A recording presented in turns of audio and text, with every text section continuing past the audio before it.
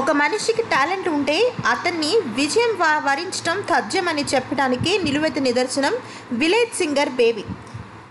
దాదాపుగా చాలా రోజుల పాటు కూలి పని చేసుకుంటున్న ఆమె ఒకానొక సమయంలో తన పక్కింటి వాళ్ళ కోసం ఒక కూని రాగం తీసింది.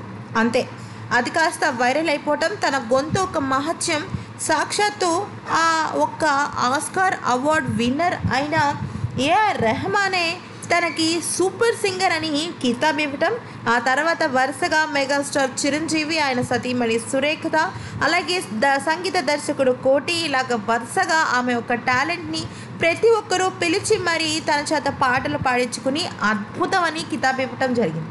ఇక ఆ తర్వాత తనకి వరుస పెట్టి అవకాశాలు కూడా వచ్చాయి. ఇక ఆ మధ్యకాలంలో చిరంజీవి నటించిన సినిమా సైరాలో కూడా తను పాట పాడింది అన్న విషయంపై ఎన్నో రకాల పుకార్లు షికార్లు చేశాయి. కానీ ఈ మధ్యకాలంలోనే బేబీ ఇచ్చిన ఒక ఇంటర్వ్యూలో తను సైరా సినిమాలో పాడలేకపోయానని, దానికి కారణం తను అప్పుడు దుబాయ్, అబుదాబిలో ఉండటమేనని, అయితే అక్కడ తను ఒక కాన్సర్ట్ చేస్తుందని ఇప్పుడు బోల్ బేబీ బోల్ కోటి నిర్వహిస్తున్న ఈ రియాలిటీ షోలో పార్టిసిపేట్ చేస్తున్నానని చెప్పింది. అయితే మరి ఇంకా సినిమాల విషయం ఏంటి, సినిమాలకి తీసుకునే రెమ్యునరేషన్ ఏంటి అని అడిగిన యాంకర్కి బేబీ ఈ రకంగా సమాధానం చెప్పింది. ఇప్పటికే తను సినిమాల్లో 4 పాటలు పాడానని, అయితే ఆ పాటలు ఇప్పుడు తను బయటకి పాడటం కరెక్ట్ కాదని, ఎందుకంటే ఆడియో రిలీజ్ అవ్వకుండా ఇలాగ బయట పాడటం చాలా తప్పని చెప్పింది.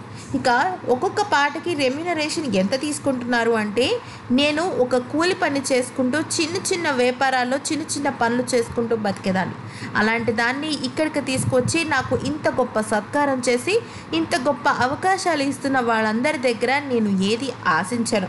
వాళ్ళు ఎంత ఇస్తే నేను అంత తీసుకుంటానే తప్ప నాకంటూ ఇది రేటు అని నేను నా పాటకి ఇది రేటు అంటూ నేను ఎప్పుడు చెప్పను. అలా చెప్పి నేను వాళ్ళని అవమానించను, నన్ను నేను కించపరుచుకోను.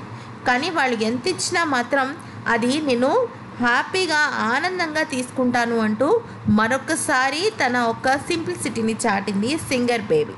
మరి సింగర్ బేబీ గురించి మీరేమైనా చెప్పాలనుకుంటే కామెంట్స్ రూపంలో తెలియచేయండి.